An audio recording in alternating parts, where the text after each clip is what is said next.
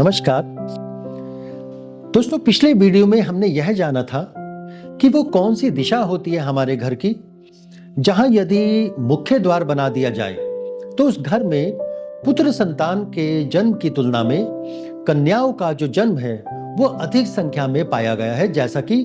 वास्तुशास्त्र के अंदर वर्णन किया गया है। और यदि आपसे वो वीडियो किसी प्रकार से मिस हो गया है तो उस वीडियो का लिंक हम आज के डिस्क्रिप्शन में दे रहे हैं, आप वहां जाकर उस वीडियो को देख सकते हैं।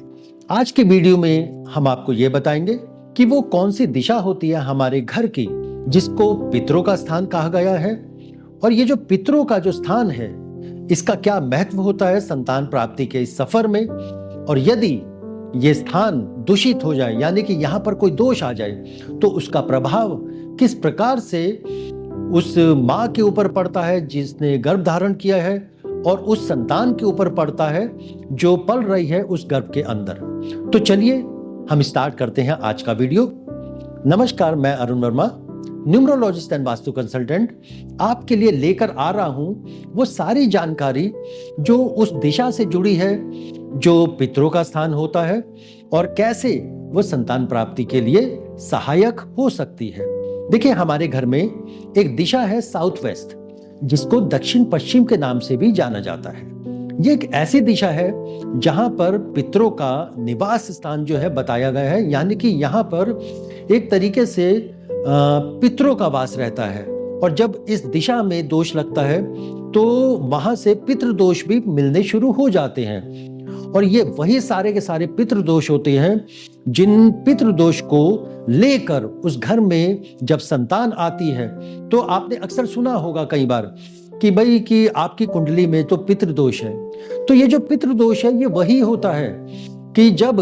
जन्म होने से पहले यदि आपकी इस साउथ वेस्ट डायरेक्शन में दोष है तो इन्हीं दोषों को लेकर जो है उस घर के अंदर जो संतान का जो जन्म होता है वो उन दोषों को साथ में लेकर जो है होता है। यहाँ की जो एनर्जी होती है साउथ वेस्ट की, वो कुछ इस तरह की एनर्जी होती है कि अगर वो एनर्जी पॉजिटिव है तो वो बहुत सारी बातों का ध्यान रखती है उस आने वाली संतान के लिए, और साथ ही जिस समय वो गर्भ के अंदर पल रही है। उदाहरण के तौर पर ये साउथ वेस्ट की एनर्जी ही होती है जो सबसे पहले ये ध्यान रखती है कि उस गर्भ में जो पलने वाली संतान है उसकी रक्षा होनी चाहिए, उसको किसी भी प्रकार से कोई चोट ना पहुंचे, उसको किसी भी प्रकार से कोई नुकसान ना हो। ये इसी दिशा की एनर्जी होती है जो इस बात का ध्यान रखती है कि समय समय पर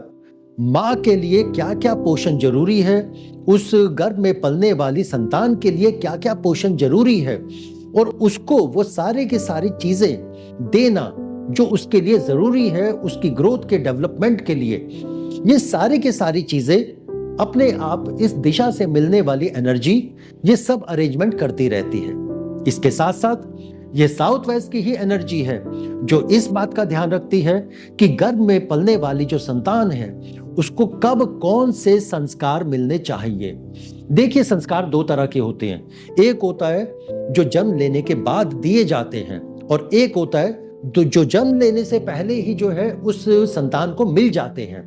आपने अक्सर देखा होगा इस बात को कि बहुत सारे बच्चे ऐसे होते हैं जो जन्म लेने के बाद ही बहुत एक्टिव दिखाई देते हैं, और आसपास वाले देखने वाले भी ये कहते हैं कि यार ये बच्चा शुरू से ही बहुत ज्यादा एक्टिव है, इसमें शुरू से ही कुछ ऐसी काबिलियत जो है नजर आ रही थी कि लगता था कि ये आने के बाद जो है कुछ करके दिखाएगा। तो ये उन्हीं संस्कारों का प्रताप होता है जो उसे उस दौरान मिलते हैं जिस समय वो गर्भ के अंदर होता है। इन्हें ही बोला जाता है गर्भ संस्कार। और यही वो संस्कार होते हैं जो जब मिल जाते हैं उस बच्चे को तो जन्म लेने के बाद उसको संसार में कुछ ऐसा जो है करने के लिए तैयार करते हैं जो वो औरों के कंपैरिजन में हमेशा बाकी बच्चों से बहुत अच्छा जो है करके दिखाता रहता है। उसके साथ साथ ये साउथ वेस्ट की ही एनर्जी होती है जो इस बात का भी ध्यान रखती है कि जो माँ है उस माँ के अंदर जो हार्मोनल चेंजेस जो होते हैं, और उस हार्मोनल चेंजेस होने के कारण जो इम्बैलेंस आता है, वो इम्बैलेंस के कारण जो स्ट्रेस लेवल बढ़ता है, इस तरह की कोई भी परेशानी उस माँ के साथ ना आए। और जैसे ही ये हार्मोनल का जो इम्बैलेंस है वो बैलेंस हो जाता है, तो वो माँ जो है वो स्वस्थ रहती है, वो माँ जो है वो खुश रहती है, और जिसकी वजह से उसका जो होने वाला जो बच्चा होता है उसको एक बहुत अच्छी ग्रोथ मिलती है। और यही वो एनर्जी है जो फिर दोनों का, माँ का और माँ के गर्भ में पलने वाली संतान का, दोनों का स्वास्थ्य का ध्यान रखती है, उसके संस्कार का ध्यान रखती है, उसके पोषण का ध्यान रखती है, उसकी रक्षा क्या करती है, और उसको इस संसार में एक बहुत अच्छे जीवन के साथ जन्म देने में सहायक होती है। तो ये था हमारा आपके लिए एक आज का वीडियो, जो कि बहुत ही महत्वपूर्ण वीडियो है। अच्छा, इसमें एक टिप्स और एक एडवाइस मैं आप लोगों को देना चाहूंगा कि जितने भी ऐसे लोग हैं जिनके साथ मिसकैरेजेस की प्रॉब्लम आती है, तो वो इस दिशा का खास तौर पर ध्यान रखें, क्योंकि ये साउथ वेस्ट की जो दिशा है, यहाँ की एनर्जी जब नेगेटिव हो जाती है तो मैक्सिमम जो मिसकैरेजेस की जो प्रॉब्लम आती है वो इसी दिशा की वजह से आती है। तो आपने इस दिशा को नेगेटिव नहीं होने देना, यहाँ की एनर्जी को पॉजिटिव तरीके से मेंटेन करके रखना है। और यदि आपका इस विषय में किसी भी तरह का कोई प्रश्न है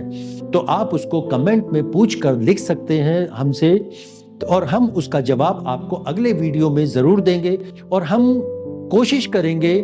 इसी तरह का ज्ञान, इसी तरह की सारी जानकारी आपके लिए लेकर लगातार आते रहे,